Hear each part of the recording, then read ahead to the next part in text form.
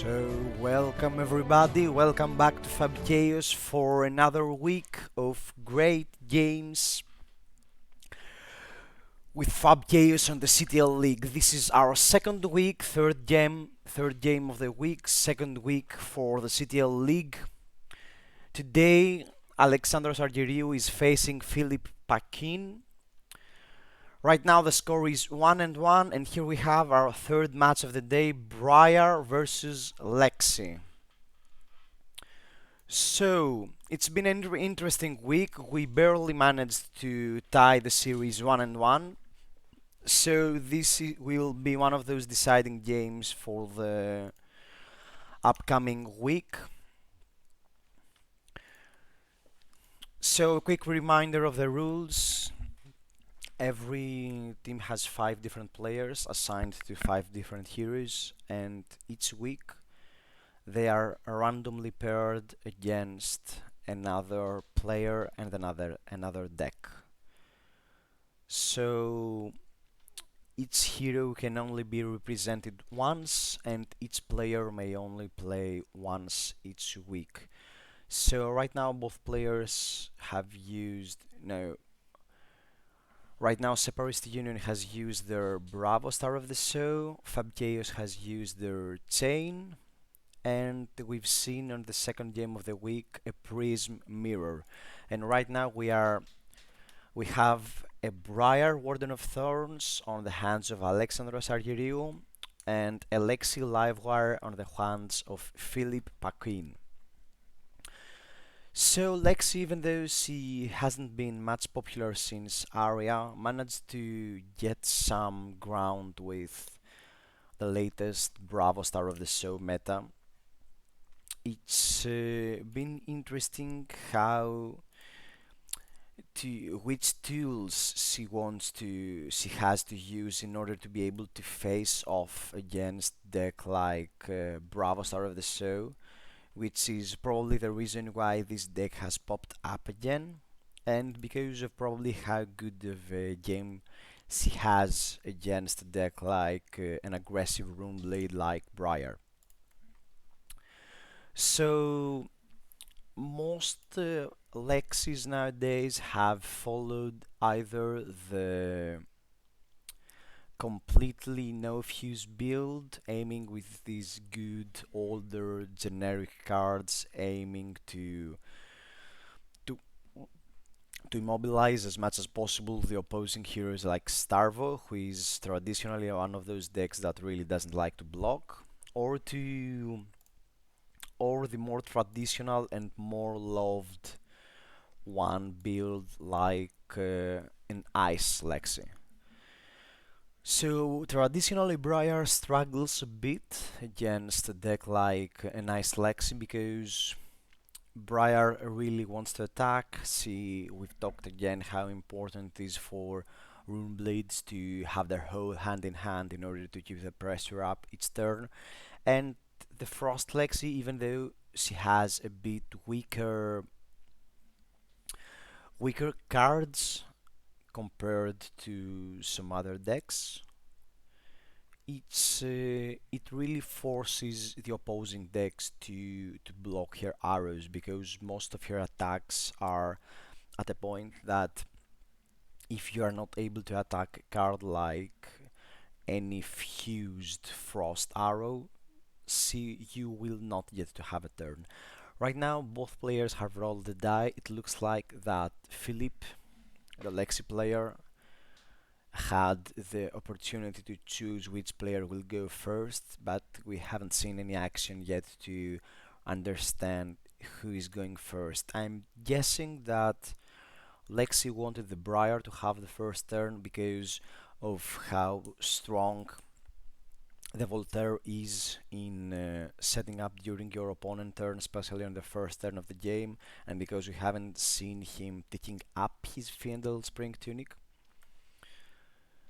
So I'm guessing that Briar is having the first turn of the game. And here we see an opera with Sonata Arcanix, one of those really important cards for a Viserite deck and a pretty great filler for a deck like Briar. It looks like we'll see just a Sonata pitching 2, meaning Sonata will be paid for 2, getting 2 cards potentially in hand, revealing 4 in total. And here we have not such a great split, 3 attack actions, and Entwine Lighting, Command and Conquer, and Scar for Scar, and just a single Nimblism as an attack, as a non-attack action. So Sonata popped, reading Sonata for each non-attack and attack revealed this way, you may put 1 card into your hand. Then Sonata Arcanic deals arcane damage to target opposing hero equal to the number of cards put into your hands this way. So just a single pop for a single arcane damage. Here we see Lexi having 0 arcane barrier, which is a bit typical against decks like Briar who don't really care about doing much arcane damage, and arcane damage are most of the time something like a finisher. So still it looks like we've seen a pass priority from Briar by pitching a single red card and using Voltaire. We know that Briar got into her hand a Command and Conquer, which is an interesting pivoty play from both players because since Briar passed, Lexi wanted to take the opportunity to use Voltaire for the first time in order to equip Chilling Ice Vein for the next turn. Chilling Ice Vein being one of those really annoying arrows. And probably right now, Alexandros must know that she's facing a pretty hard match. She's facing probably a nice Lexi. and that's definitely something that he doesn't want to witness.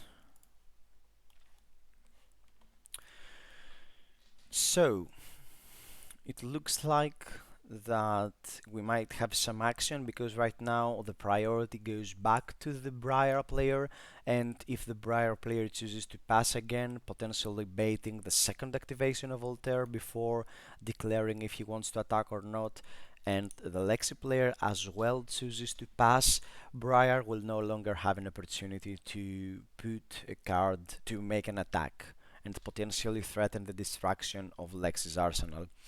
The thing is that right now, Command and Conquer will swing for 6, which is something really interesting, but right now the two cards in Lexi's hand could really easily represent 6 points of block, meaning that the turn will be somewhat neutral, Briar will have an arsenal, and Lexi will have an arsenal, and the Lexi player must really feel great about this.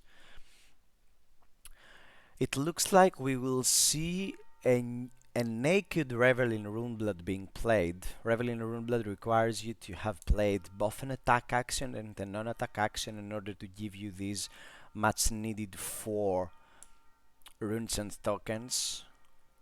But it looks like no, we will see just for the sake of popping an embodiment of lighting. A quick reminder that Embodiment of Lighting pretty much gives go again to any attack action you play, so right now the Command and Conquer swings for an really annoying 6 go again, potentially threatening a lot more damage with Rosetta Thorn. So Alexandros took the risk that the Command and Conquer might be fully blocked, but he will get a life lead by attacking with Rosetta to pretty much a naked hand. And that's something that the Briar really wants to, because it's really Lexi. If Lexi high rolls, it's a really tough spot from the Briar to. She might never get to have a turn without having some cards stripped from her hand or having a huge amount of it looks like we've seen an equipment block for the first turn because Lexi was on the tough spot that one of her cards in her hand had just 2 points of block. That means that even if a single point of damage leaked, that the Command and Conquer will pop and the Chilling Ice Vein will be destroyed. And we've seen a bit of a life lead during the first turn, having dealt 5 points of damage and the destruction of an equipment. But the thing is with Lexi that if she manages to keep pushing, Briar might never have a turn. That's why Briar really wants to keep her life total high and deal as much damage as possible to the Lexi, because Briar will just might have just a few turns before the game is really decided, and she has to use the best of her ability during this turn. And it looks like we've seen a second red Chilling Ice Vent, which is really huge from the Lexi side. And here we see a swing with a Chilling Ice Vent and fused with a red with ice. Definitely something that the Briar player did not want to see, and that's what happens most of the time, that when you see cards like that, you know that you won't get to have a turn. Right now, Chilling Ice Vein is fused. It probably has Go again with Voltaire. That means that it's a 5 Go again, potentially threatening second Chilling Ice Vein, probably played with a second Weave Ice for a massive 8. And even if the last card in Lexi's hand is another ice card, something to set up for the next turn in order to activate the Lexi Live Wire, we might potentially see a second activation from Chilling Ice Vein. And a quick reminder that the fuse arrows from Lexi, the effects of the fusing of Lexi's arrows like Chilling Ice Vein here, read: if Chilling Ice Vein was fused, whenever an attack deals damage to a hero this turn, they discard a card unless they pay 1. So that means that for every attack that the Lexi will get to use this turn, it will have this additionally activated ability. And that's something pretty easy to to miss, pretty easy not to keep in mind that even if the second Chilling Ice Vein is not fused, it will still have the activated ability from the first Chilling Ice Vein.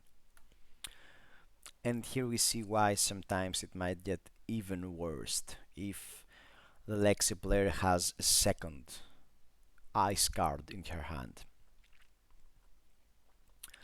Lexi also could do a slow role play if she doesn't want to rush things out, if she has a card she's comfortable with, and just swing with Chilling Ice Vein with her last remaining pitch and just put a single card in arsenal for the next turn and maybe chill out just to force a lot of cards to block. Because right now, for the second Chilling Ice Vein, there is almost no way to allow it to hit, especially if there is a second fuse action.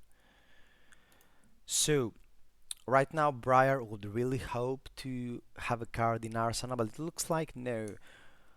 Alexandros will take the Chilling Ice Vein, get dealt 5 damage and pitch a single card to prevent with Chilling Ice Vein. So it looks like probably a low armor, low pitch card from Alexandros. And here with the one remaining, it looks like we'll see an Endless Arrow and the second activation of Strike Twice, switching, I'm guessing, for a 4 go again. And that means that if the Endless Arrow is allowed it to hit, not only it will return, not only it will proc the first Chilling Ice Vein, not only it will proc the Endless Arrow, but it will potentially give the pitch to attack with the second Chilling Ice Vein, and that's a pretty huge turn from Lexi. And here we see why this match is so favored towards the ice-based deck. And it looks like we will see a bit expected an armor block because Endless Arrow just swings for 4 if it hasn't its attack increased. That means that no damage gets through and that the Endless Arrow, this annoying little sting, will stop popping attacks to the Briar side.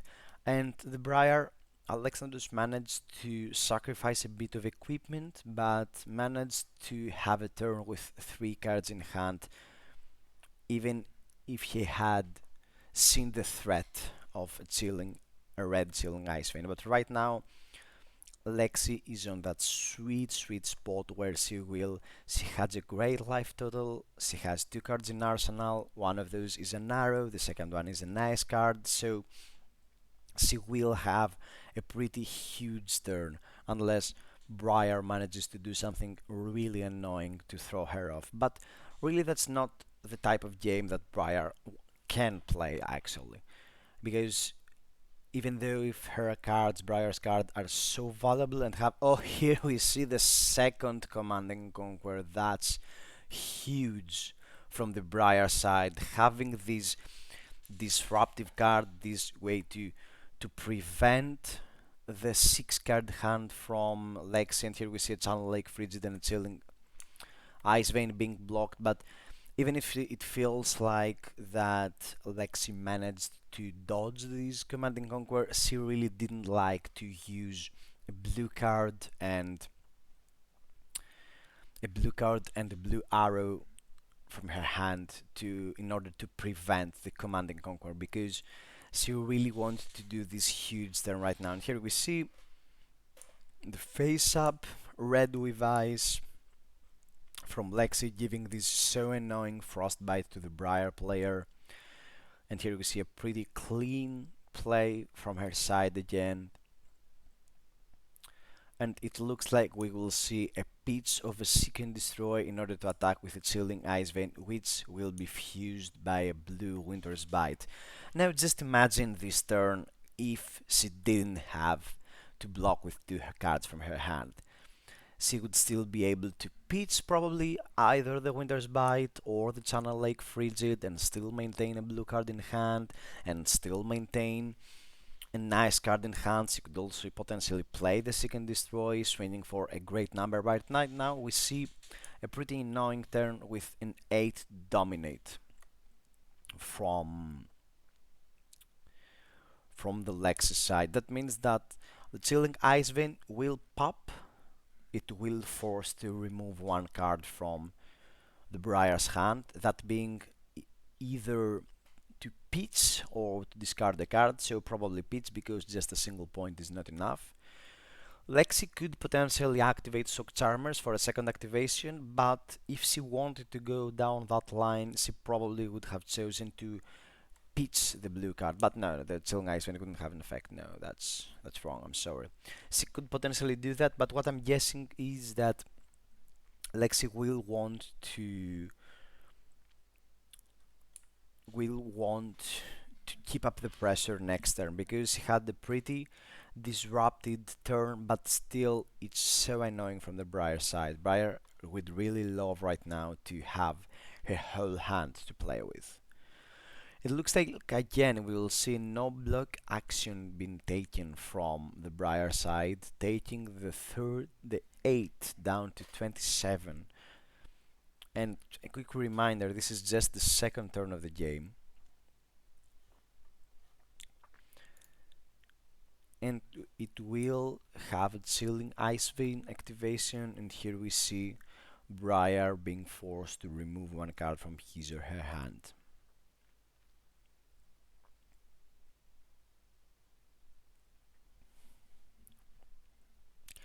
It looks like the chain is closing and we are still expecting from a card to be removed from the Briar's hand. So that's the thing with Lexi, that this constant pressure, this constant tempo, this constant threat is having such a great effect on the Briar tempo.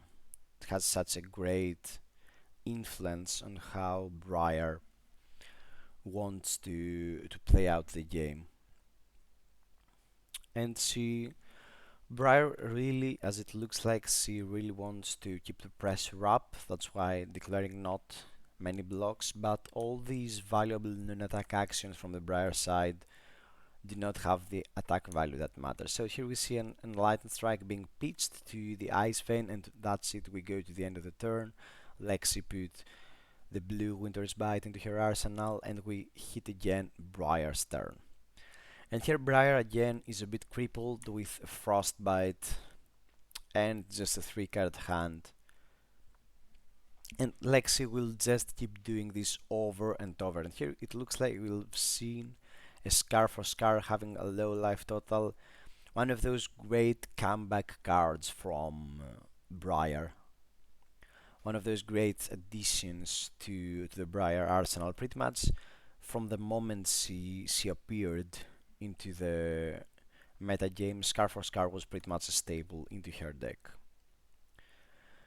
So Lexi should really not feel threatened. She really doesn't care much about her life total, but if she has an awkward hand or an awkward turn that might not attack this match, she might be okay sacrificing some of her 3 block cards in order to prevent some of the damage and maintain a higher life total. Pretty much the only thing that Lexi might struggle with in matches like this is that probably her own hand, her own deck building decisions, and her own draws, really, because most people. Oh, and here we see a Blizzard being played to the Scar for Scar, a bit more forcing more pitch in order to be played if the Briar wants to keep her turn. But it looks like Briar probably wouldn't have much of an impact yet. It looks like she had just a single card, so it might not be a huge deal from the Briar side. But and it looks like Briar will pay 2 with the Surge. So it's a trade that both players should be happy. Briar manages to get her Embodiment of Earth in order to pump up the armor of this non-attack, and here we see a second Scar for Scar. Wow, so probably the extra pitch would just mean a single Rosetta Thorn or something along these lines. So Briar should really feel happy that she managed with a 3 cards hand to return Lexi probably to the same life total. But that's the thing again, that Lexi having these 4 card hands with Arsenal and cards from hand, she will force a lot of stuff out of Briar's turn. And Winter's Bite, one of those staple blue cards that we've even seen on decks like Old Team, where pretty much the turn that Winter's Bite is played, it forces a card out of your opponent's hand, and that's something really annoying to be able to keep up with all these annoying and disruptive effects every turn or so.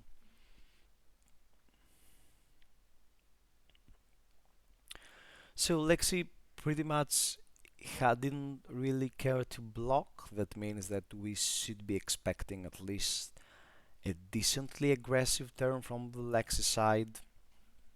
And one of those really strong cards in the Lexi deck with the Voltaire Strike Twice built-in is probably Three of a Kind.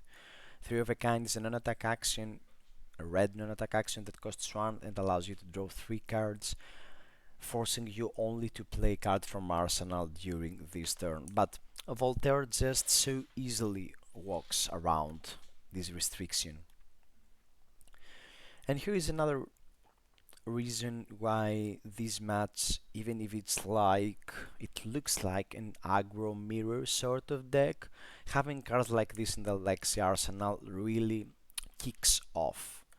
Because if both players play this somewhat trade game using 2 cards to attack and 2 cards to block, Lexi just adds up so much because he has so many cards that cheat into this interaction, and Briar is on the totally opposite side because Briar most of the time wants to play with all of the cards in her hand, and Lexi is pretty much fine with doing anything. She's fine with passing a turn, she's fine with a fully disruptive turn, and that's really the utility that gives Lexi such a great edge, because it feels like the game is constantly being played on the Lexi side of things. And here we see another Enlightened Strike pitch. Briar must be really struggling with blue cards. And here we see a Secret and Destroy, one of those really strong generic Ranger action cards that probably we haven't seen the full potential yet, but everybody got bunkers when Seek and Destroy was first revealed. So and here we see a third counter from Tunic being removed in order to activate Voltaire and set up a face-up Remorseless with Voltaire and pitching another red card to swing for an 8 with the Remorseless effect active and the Seek and Destroy effect active. So Remorseless reads: if Remorseless is put into your arsenal face up, until the end of the turn, defense reactions can't be played from arsenal to Remorseless chain link. Which Briar really doesn't care, but the thing she cares about is that if Remorseless hits a hero until the end of the turn, until the end of their next turn, whenever they play an action card, they lose 1 hit point. And that means that Briar really loves to do these huge, crazy turns by playing all of her cards. So Remorseless might right now threaten something like 8 points of damage, with potentially a bit 1 to 2 more points of damage. Remorseless probably has been one of those pretty filler cards, and pretty much one of those cards where it's somewhat all around useful, because most of the competitive meta decks right now want to play 1 to 2 actions, but probably it might not be the best against some other slower decks. But again, having the knowledge that she's playing against Briar and that she might have to face off a Runeblade just gives her much greater value to the Remorseless effect. So Lexi right now is a bit clean. She might not have an arsenal, but she has managed to keep a huge 9-point life total lead, which is something to be considered of.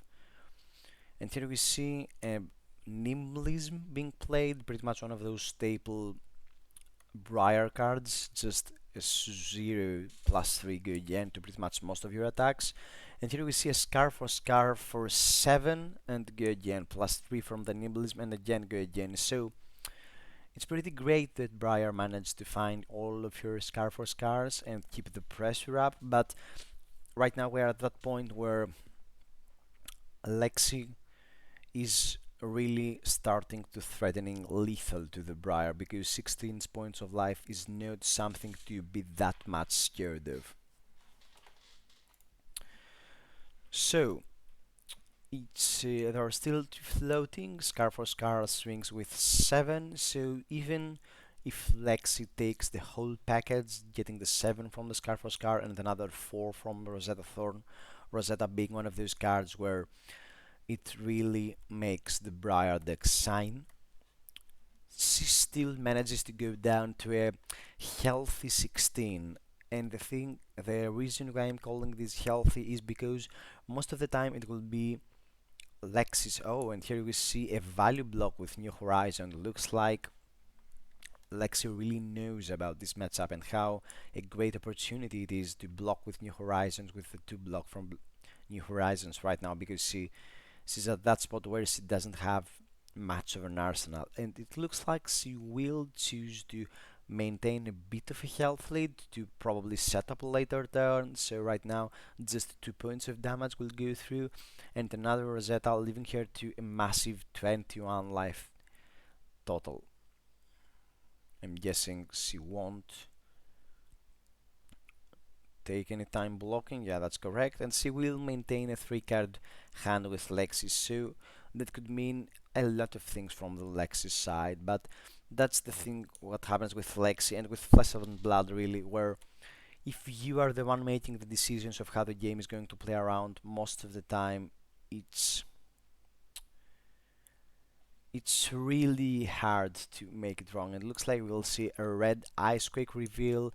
Again, the third Chilling Ice Vein. This has been probably the Briar's greatest nightmare, because we've seen a Chilling Ice Vein. She has no other attack, so I'm guessing Voltaire gave +1 to the Chilling Ice Vein. That means for 6, Chilling Ice Vein is swinging for a healthy 6 plus the activated effect from Icequake, and leaving again Lexi to play this tempo-driven game and the value-driven game, where again she will have a nice card in her arsenal. It will go face up during the next turn. It will create again a Frostbite token, and that will really pressure Briar. And right now again, Briar would really hope for Lexi to botch one of her turns, having, a bit too high of a red count or not having a nice fuse, but it looks like it's not something much common with the Lexi builds nowadays, after it has been refined after so much time since Tales of Aria came down.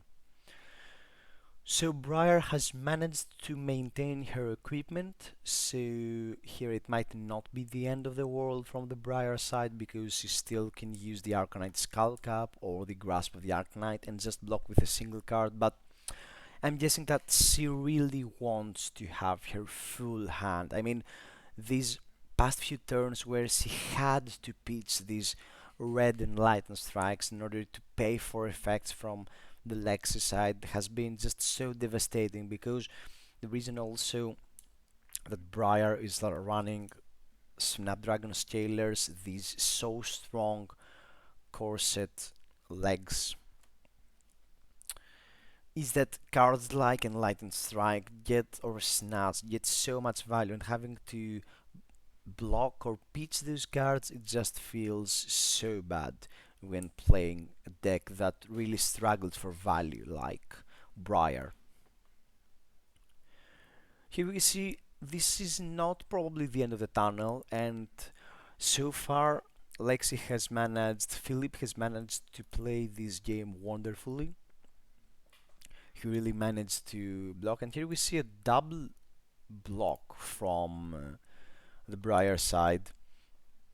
It looks like her turn wasn't that strong, and he wanted to keep a higher life total rather than to keep the pressure up this much, which makes sense because he really doesn't want to get too low. And we see just a zero sync for 4, so Briar attempts just a bit to play her own game, to set up an arsenal card and hope to get a turn where he won't have to sacrifice so many cards in order to keep any turn active. So this is just a value 4 for 0, something that Briar has been so accustomed of and what she really loves doing.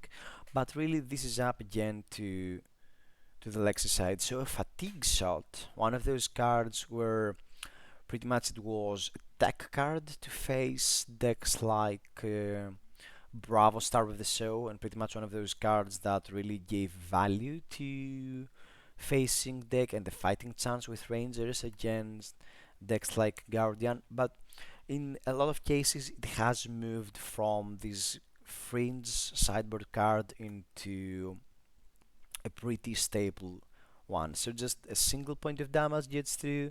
Briar gets to create her own embodiment of Earth again, and it looks like we will go to the next turn again. So again, Lexi has a nice card in her arsenal. She will manage to create a Frostbite token again, and it's like the same story is just getting repeated over and over. So it's really important to see what kind of an attack Lexi might have, because we've already seen 3 red chilling ice veins, but Icequake really makes any attack from the Lexi side a potential wow and potential frost card. And here we see a Command and Conquer being played, a really interesting line. Icequake into Command and Conquer for a massive 9 and threatening a second Frostbite token. So a quick reminder, if I'm not mistaken, Icequake reads whenever an attack hits a hero this turn, create a Frostbite token. That means that even if you pitch in order to activate Shock Charmers that deals an extra point of damage, each attack only hits once. So Icequake will not create 2 Frostbite tokens even if Shock Charmers is activated. But the thing right now is with Command and Conquer with this massive 9 is that if Briar wants to keep her standard in arsenal, she will have to sacrifice at least 3 cards from her hand. Embodiment of Earth really helps to this equation, but still there is no way Briar will have a turn if she blocks with 3 cards from her hand, and that's something that she really doesn't like doing. From the other hand, even if Command and Conquer is left something like unopposed and Briar wants to play with her whole hand, it's still not enough, because the second Frostbite token will just cripple the Briar turn so much. So unless she has a very specific turn, it's really hard for her again to have any turn, any great turn at all. And that's where Lexi really shines, that since the second turn of the game, Briar never managed to have a great turn, never managed to do all these Briar things that we've seen so many times ever since the first national championship in England. Briar do. Like this amazing Briar, you attack with 4, go again, draw some cards, and it's really her game. But Lexi really just puts a hard stop towards this playstyle, and that's why Briar struggles just so much in this match. So let's see what kind of decision Alexandros will take to face of the Command and Conquer. It starts to get really tense towards these final turns of the game. Both players must be feeling this pressure right now where it's getting close, it's getting to the end. It's the next time a player decides that they want to have a full turn and will not block any attack, it will probably be the last time they are allowed to do that. And we will enter, the struggle mode, or the game will be over. So pretty tight lines again from the Lexi here, and here we see some really interesting card choices. We don't know if it's for the match or if it's a tech choice or if it's just a somewhat auto include. I'm guessing that it's not on the main deck from Lexi, a card like Command and Conquer, because she really doesn't like having cards that are not either on her element or are not Ares attack, but most Lexi decks have some few flex slots for these great red attacks. So we've seen cards like Red Frostfang being played. We've seen Enlightened Strikes. We've seen many cards being played, and that could be also somewhat of a player choice. So Command and Conquer is this amazing card ever since it first came out in Arc Rising, being pretty much stable, and it will probably be a stable for a long time, threatening and interacting with Arsenal and to any card advantage really in a game like Flesh and Blood, where everything sometimes is just so situational. To ever break off these 4-5 hand matrix, it's just so strong. That's why we've seen this card on pretty much every hero since it came out, from Dorinthias to Guardians to everything. And here we see it looks like Briar will take the block route, and it will block with a Reveling Runeblood, a Swarming Gloomveil, and two pieces of equipment, Skullcap for 2, and another single point from Skelletta. Embodiment of Earth, making it so that the Reveling Runeblood blocks for 3, and Briar might be able to have a bit of a turn. And that's the thing, that this card where Reveling Runeblood, the card that we've seen destroy so many games when played by a Visceral player, that creates just this so great amount of value being played for just to block, it just has to feel bad. And here we see a snatch, so it looks like Briar will now try role play a bit the role of, I do have a hit effect you want to block.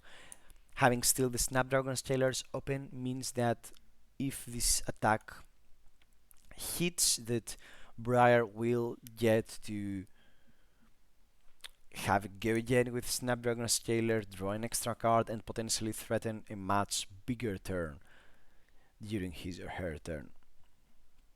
So right now it looks like that Lexi probably doesn't care much about the snatch, but it really depends on what kind of hands she has in her hand. Because, oh, and here we see after no blocks have been declared, a Lightning Press being played, so really tricky from the Briar side. But Lexi really doesn't care about, and that's the reason why she managed to maintain this huge life total. And probably we will see Snapdragon Scalers, because Briar must be feeling weird right now that Lexi didn't really care about blocking. But it looks like no, we will see a way safer turn, a safer Snapdragon Scaler's use. It looks like Briar will just draw the card, put it in Arsenal, create the Embodiment of Earth, and attempt to live through the turn that Lexi wanted so much to play with. So, and here we see the doom of all value decks, the blue Polar Blast being played from Arsenal, drawing a card, forcing the opponent to either pay 1 or give Dominate to the next Lexi attack, being a nice, being a blue, taking it all. And here we see the decision that Lexi could just have so many things in her hand, and also the value play from Findel's Tunic, giving zero information about what Lexi is up to.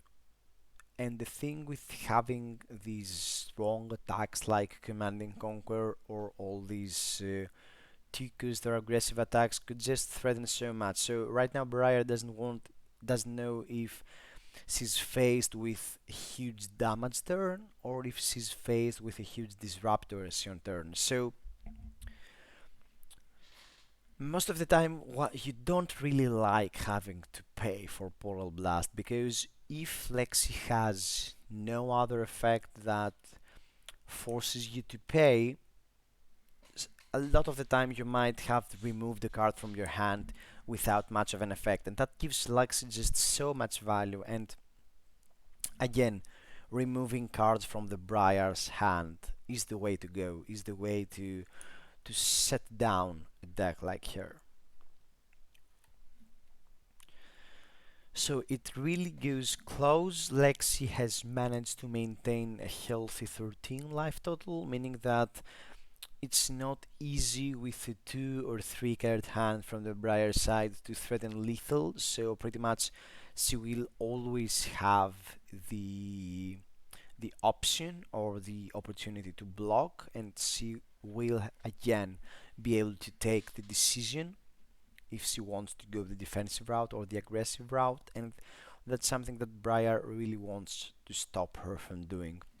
And again, the thing with Polar Blast is that because Lexi's deck, most of the time the Frost Lexi deck, is just about evenly spread between attacks that boost the attack value of arrows and attacks themselves. So if Lexi has this kind of hand where CD has just a bunch of attacks and not many ways to pump their attack up, dominate is not really that important. But if she doesn't, she could also have, this single huge arrow attack with like two cards that pump up the attack of the next arrow and swinging for a massive 11. And 11 dominate with activation, for example, of such armors could potentially deal a lot of damage while also giving enough disrupt for the Briar turn to not be able to retaliate just as equally.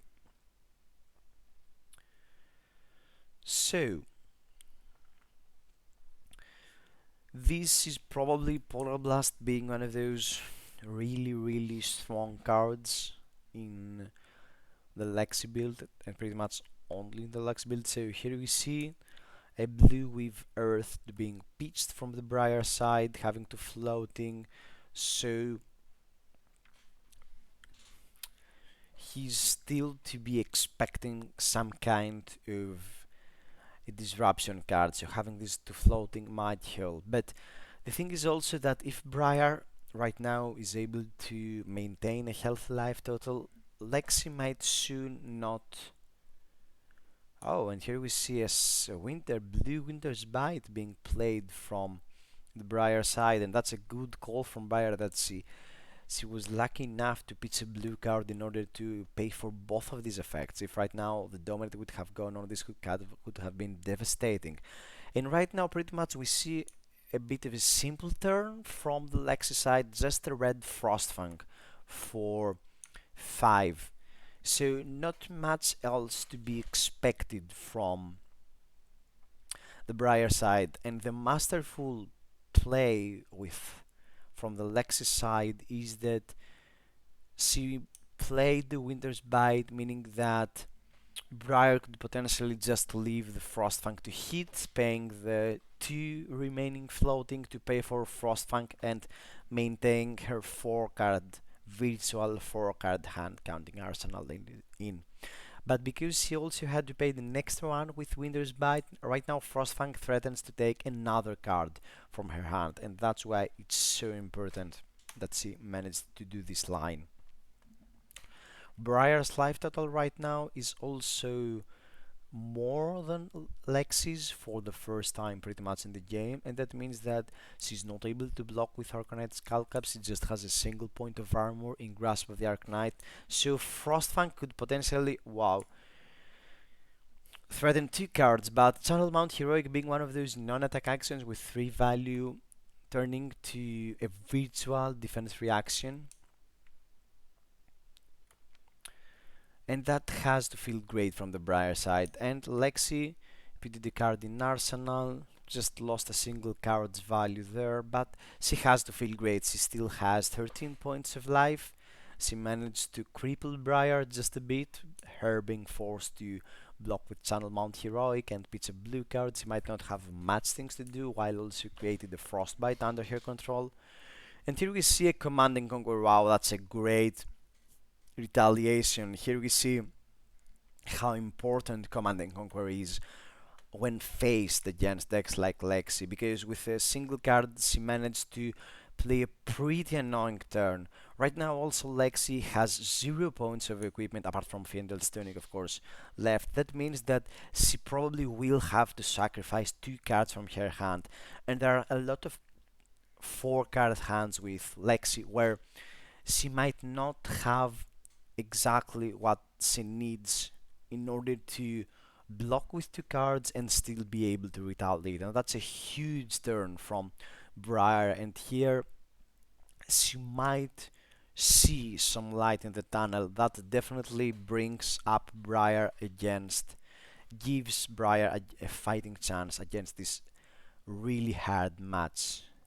Here we see Findle Tunic's block with a Blizzard Bolt and the Winter's Bite. Yeah, it makes sense that probably again Lexi really would like to have blocked with her so great Blue Winter's Bite and Blizzard Bolt and her Findle Tunic. Findle's Tunic probably wouldn't matter this match right now because at some point it could be used in something like this, but still it's really annoying to use that. And here you see the second Polar Blast being played, paid, having the last card in hand, and really Lexi really managed to salvage a turn after being hit by Command and Conquer both times. But again, if Briar didn't have the Command and Conquer here, it would be really hard because just imagine again what a huge turn could Lexi had if we say the last card in her hand is an arrow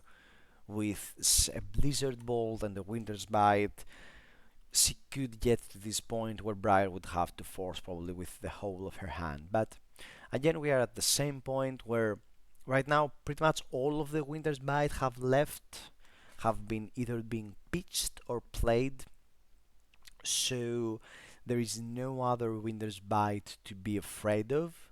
So right now Briar could potentially not care much about the Dominate from Polar Blast, because even a card as annoying as Frostfang could potentially mean that it's just 5 points of damage in the card, and Briar should feel pretty happy about that.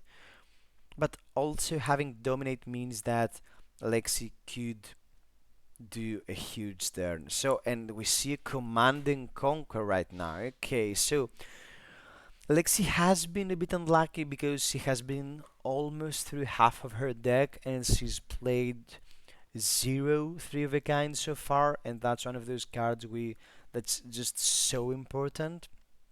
But still, Command and Conquer has to feel great because a 6 dominate Command and Conquer means that it will hit. There is virtually no way for the Briar to be able to block a 6 Command and Conquer with Dominate from the Polar Blast.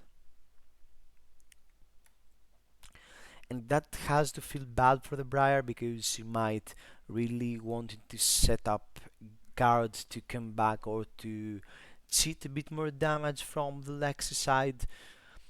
But it's not the end of the world because Briar, if chooses to take the 6, she will be at 10 life total, having 4 cards in hand, and that could potentially push Lexi to a point where she will have to start blocking with cards in her hand for the first time, and that's really huge on the Briar Lexi match.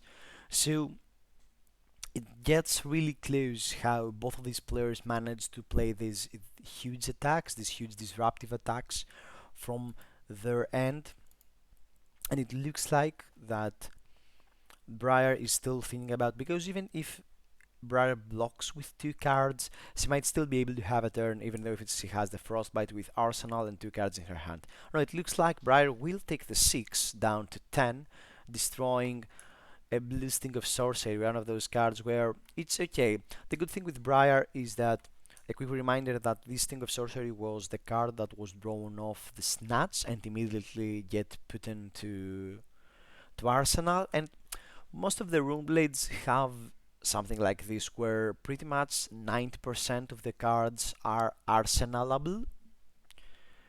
So that's a bit different with some other decks like Dorinthias or Ninjas, where most of your blue cards are not really good in Arsenal or might stuck there, and that might really hinder you going forward. But this Briar build with all these cheap non-attacks and attacks has honestly probably zero cards that could get stuck in Arsenal, apart from just very few examples probably. So it's uh, it's starting to come towards the final countdown, where if Briar manages to threaten Lexi enough to force cards out of her hands, we might see her snatch off with the game. If this doesn't happen, Lexi has this annoying turn, it might be game over for Briar. And the thing is that Lexi has played, even though if more than half of her deck has been already been cycled through, she has seen zero three of a kind, and that's something that Briar should be aware of right now. That the probably in the next 12 cards of Lexi's deck, with counting the 4 cards in her hand, there have to be something like 2 to 3 of a kinds, and that might just do an explosive turn from the Lexi side. Lexi has used most of her great red value arrows like Shivering Ice Vein, but she still has a lot of great ones still left in her deck. And the thing with Lexi is that, especially in matches like Briar, that if she hits a 3 of a kind, she doesn't really care if the attack is red or yellow or even blue sometimes, because she will have just this massive card advantage during this turn, and because this breaks just so much of the cycle of the 3-card matrix, it just gives her so value, so she really doesn't care if what kind of color her attacks is.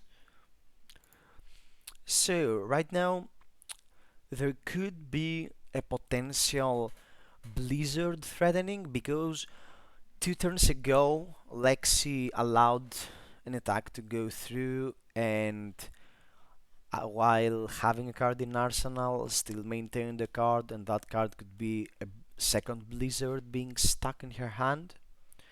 So we've only see, I think, just a single just two, we've seen 2 blizzards go through, so she might be potentially running a third for the matchup. So that's probably something that Briar should be aware of, because right now Blizzard might put a hard stop into her turn, and she really doesn't want to do that, thinking that Lexi probably has to have a 3 of a kind in her hand. So if Briar manages to remove all of the cards in her hand, if Briar manages to play full turn, oh, and here we see some action at last. Here we see a blue Force of Nature being played, and an Earth card being paid in order to pay for the Frostbite, and that has to feel just so bad when you have to pay for the card that you really wanted to fuse with. And right now we see an Enlightened Strike swinging for a 7. I'm guessing 7, because it has an increased attack value, because Enlightened Strike's value is 5 plus 2. That means that the Force of Nature will witness the Enlightened Strike as it has its attack being increased. That means that right now Enlightened Strike is threatening as a snatch while still swinging for a massive 7. And still having the Snapdragon scalers up is just so important. And here we see how a great use Briar can make of these Enlightened Strikes. And again, this is the third Enlightened Strike that we've seen, because both of the other twos and Light and Strike had to be blocked. And here we see a full block from the Lexi side. She really doesn't want to allow this attack to go through or to deal any damage really. And right now it's the choice that if Briar wants to sacrifice Snapdragon Scalers to just deal 4 damage with Rosetta Thorn, and this might be something that Briar might not want to do because 9 is a pretty much healthy life total, and that has to mean that Lexi has a 3 of a kind in arsenal. At this point I'm sold.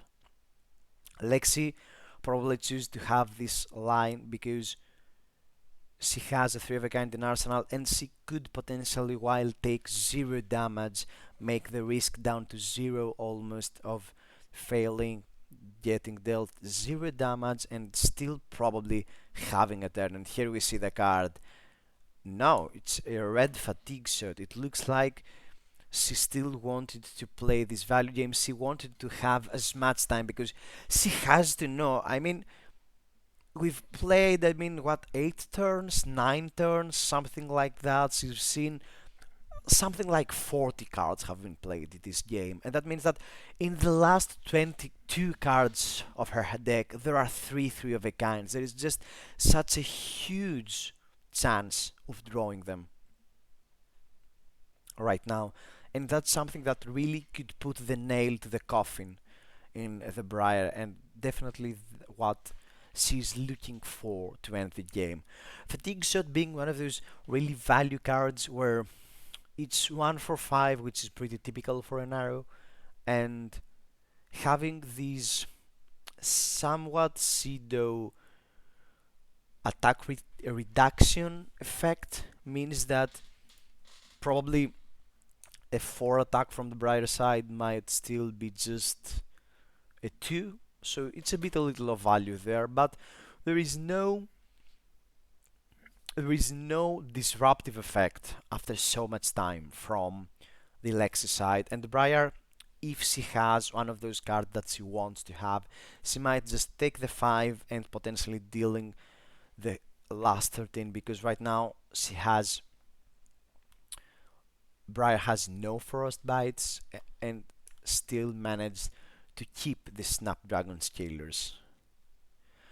But if she takes again the 10 and Lexi goes again with the plan of block with 2 cards, keep 2 cards, which could potentially again be 3 of a kind and a peach, a blue peach, or something along these lines, means that if Briar doesn't manage to kill Lexi, that she might have to go to a full block route, because she will be just at, let's say she uses Arcanite Skullcap to block to a 6 points of life, and that means and it gets so annoying with Shock Charmers that any 4 card attack with 2 cards in hand could potentially deal the remaining 6 points of damage, because always having this effect that allows you to pitch cards after block have been declared to deal the extra 2 points of damage it gets to the Kodachi range, the thing that it's so annoying to play off against ninjas when you have a low life total. It's pretty much the same thing,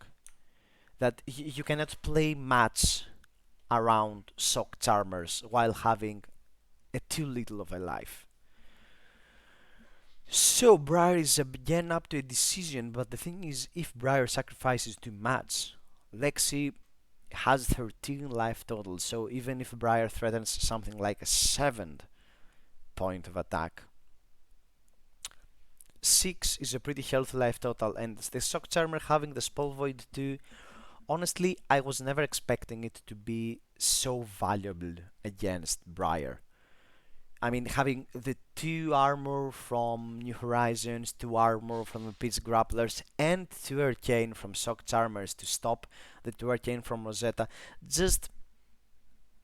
it's just so amazing that a deck like Lexi, where most people have her in her mind like a not great equipment defensive deck, having this one to a virtual 6 life total. Pretty much like playing Arcanite Scalpa, Grasp, and Skeleton. So Briar will choose to take the whole 6, not using to block with Arcanite Skullcap. And here it is, Sonata, and here let's roll the die. What Sonata gods will tell us? Oh, and here we see an attack and a non-attack here, an Entwined Lighting, probably one of the best cards that Briar could hope to, because there is a pretty big chance that Briar will have one lighting card in the remaining 3, and swinging with pretty much for free for a 4 again is exactly what she could have hoped and exactly what she wants in order to be able to push this final 12. Because honestly, if Lexi doesn't manage to have a turn after this one, even if she blocks with, let's say, she just gets to just 4 damage go through and Lexi goes down to 8, if she doesn't have a turn and Briar goes up again, I don't think it's easy for Lexi to be able to live. I mean, she would really go down to the path where her only out is 3 of a kind.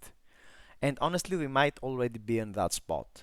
Lexi might be thinking about blocking with 3 cards in hand, putting 3 of a kind in arsenal, and just hoping to keep a blue card next turn and attempt to cheese out the tempo back into her favor with 3 of a kind. Honestly, at this point, I might start consider that Lexi could not be running 3 of a kind, but I don't think so. I think Philippe is just unlucky this game on that regard, and not that he's not running 3 of a kind. But we'll see. So, the thing when cards change in your hand while you didn't have the whole information, just a 0 cost 4 attack card got into Briar's hand, and she wants all this time to think again out her hand. If Briar had the lighting card in her hand, I don't think it would be that hard of a decision for her. She would virtually play out the rest of her hand and have the free +0. But it looks like she probably doesn't have that of an easy turn. Also, reminder that Fatigue Shot hitted this turn. That means that the first attack action card they play will have its attack half valued. So that means that, oh, here we see a Coxa Commotion swinging for 2. What a bait! What a bait! I mean, Coxa Commotion right now threatens just 2 points of damage, but so much effect, so that has to take a card out of Lexi's hand, definitely. I mean, giving Briar another card or creating a Quicken just feels bad. So here we will see a block with Quiver of Ice, something to be expected. The Snapdragon Scalers pop in order to give go again to the Cox of Commotion, something to be expected after having 4 cards in hand and virtual no way to go again to Cox of Commotion apart from Snapdragon Scalers. So let's see. So Fatigue Shot is out. The effect is out. A card has been removed from both players' hand and Snapdragon have been popped. So this probably has to be the way Briar envisioned things this turn. So let's witness what she has to offer, because Lexi should be feeling good right now. She can still block with 2 cards, even with 1. If there is Snapdragon is off, there is no way to snatch and give go again with Snapdragon Scalers to potentially again get outside of the 4 card matrix. And here we see a snatch. Oh god, a red snatch being played. But right now Briar has no way of giving go again unless he's running something really awkward like Razor Reflex. But it looks like no. We will see a hit from Snatch and putting a card in Arsenal and keeping a 2 card hand from the Briar side. Okay, so probably a bit of a whiff there from Briar. Lexi still gets a turn with 4 cards, and here we see, here it is. 3 of a kind, pitching a red card. Okay, Philippe, come on, mate. You really need to pump up your pitches. So we will see 3 cards being drawn, and that's where bad news start with against Briar, because Briar Briar will have to face a full 4 card hand from Lexi, probably getting attacked twice and still keeping a card in arsenal, probably. And that's the beginning of the end most of the time. And here we see a blue card, an endless arrow being pitched, and probably, I'm guessing, a 4 go again. And having 2 cards in hand, I mean, it's the same thing. If a single point of damage gets through, Silk Charmers can be activated so many times that Endless Arrow will ramp up and kill Briar. And that's a really, really, really tough spot from the Briar side. A really, really tough spot.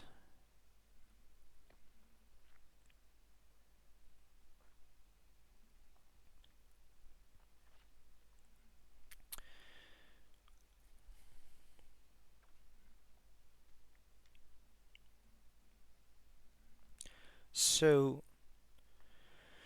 it looks like it's a 4. Yeah, that's the thing. Briar has to block, but having the Channel Mount Heroic with Embodiment of Earth makes it so much easier. Endless Arrow is blocked, a second activation of Alter, and a second red fatigue shot, having 0 floating. And that's the thing right now, where again Lexi manages to have a full double arrow turn, having a card in arsenal, and again threatening lethal. Again, Briar has to sacrifice a second card from her hand, probably with Orcanite Skullcap. And again, that's the thing where Lexi really shines. And again, because of how much of the game has gone through, there is a great chance that the last card in Lexi's hand is 3 of a kind again. And we will see the same line again next turn, but this time Briar will just have to attack with 2 cards in hand and not with 4 like the last time. And that's a really huge difference. And it will be just so much easier for Lexi to block, play 3 of a kind, and again have a huge turn like this. But it gets to this point where it's the 2 last turns for Lexi. If Lexi doesn't manage to finish the third game in the following few turns, she could potentially not have the resources left to block. And here we see block 4 with Pulse of Candlehond, and I'm guessing +1 from the Arcanite Skullcap to fully block the Fatigue Suit. No, Fatigue Suit has... Fatigue Suit, yeah, Fatigue Suit should have +2 from Voltaire, +1 from Voltaire, so it's 6 to the 4, so it takes 2, so correctly the Arcanite Skullcap doesn't fully block the arrow, so there was no need to use it in order to block. So let's see what Briar will do again with a Fatigue Shot, hitting him and having just a 3-card hand. So here we see Channel Mount Heroic, okay, and this is the final countdown from him, and Entwine Lighting for 7. But the thing with Lex is right now that that's it. That's the last point of the last attack. If she has a 4-card hand, an arsenal, she could go down to 1. She could go down to 1 and just annihilate Briar in her following turn. Again, there is... I didn't know the math, I haven't been paying this much attention, but there is literally no way that Lexi doesn't have a 3 of a kind in her hand.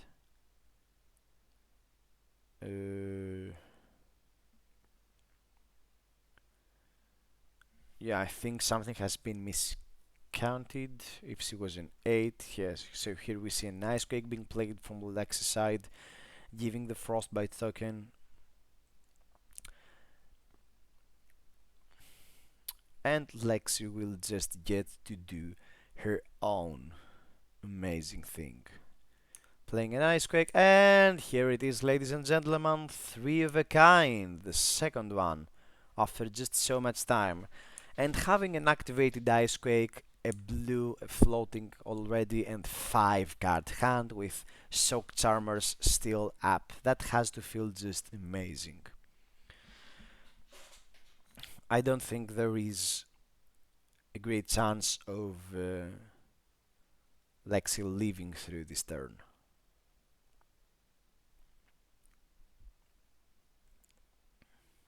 So here we see the first activation of Voltaire, and a Bolton Shot giving +1 from the Ice Quake, up to 6 with Go again. And that means that 2 cards have been removed from the Briar's hand to block the Bolton Shot, and the next arrow will... If the next arrow is able to break through, Briar is dead. If the next arrow is strong enough to not be able to fully be blocked. The thing that we know definitely is that Briar will not have a turn unless, I don't know, unless Lexi drew something like 4 non-attack actions, which I don't think there is a really great chance of this to happen right now. There has been still some red arrows that we haven't seen yet. We haven't seen the third Bolton Sword, we haven't seen... And here we see 2 non-attacks being played to block with 2 armor +1 from embodiment of earth to fully block the Bolton Shot. So let's see what Lexi will do with her go again. And no, oh my, it looks like it happened. Lexi didn't manage to find a second arrow. Wow.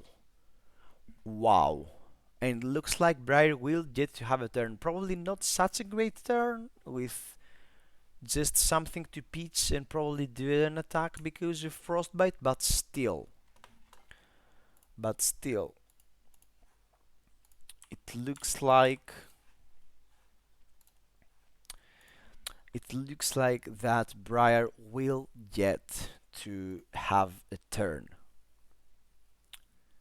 So, but right now it should matter that the damage didn't go through last turn. So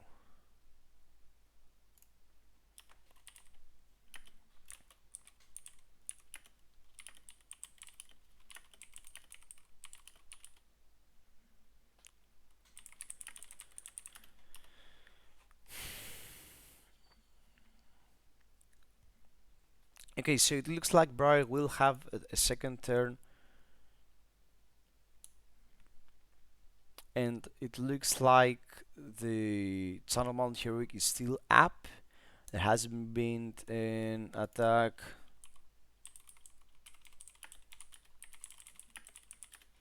It looks like that Channel Mount Heroic will still be up. The Frostbite will probably prevent Briar from playing 2 attacks this turn, but still it looks like that Briar really wants to get some cards off Lexi's hand right now. See, Briar really wants to do that.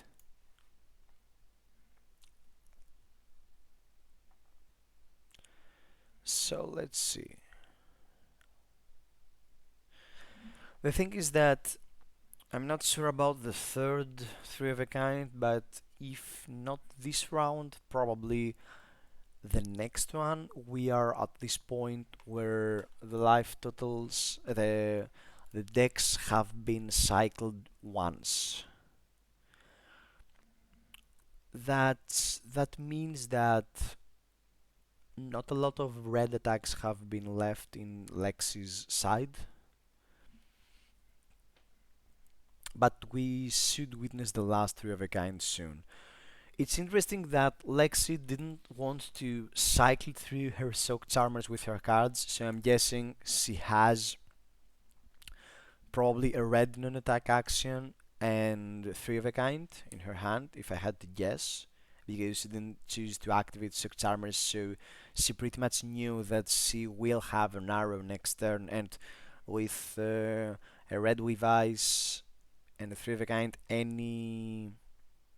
And here we see just a Rosetta Thorn for 2. Oh wow. Okay, so that should feel pretty fine from the Lexi side because lethal is not even being threatened from the Briar side. And Lexi could choose to just sacrifice a card in her hand to block and maintain the 3/4 a strange card potentially, or just take the 2 and know for fact that she will finish the game next turn. It's a bit greedy not to give a card because Grasp of the Arcanite could potentially threaten lethal at any point during the game, and here we see it, yeah. She can destroy the red +3 pump from the Briar side, and here we see Tunnel Mount Heroic, bye bye, and we'll see. Natazuma, yeah, Briar would really love to have a Red Razor Reflex right now, but we've seen probably more than the half of the deck from each player, and we've seen zero. And here it is, the red with ice, a pizza blue, and the third three of a kind, yay! So drawing 3 cards, any value, any arrow that's fused is lethal, probably. Having, oh wow, wow, wow, having the +3.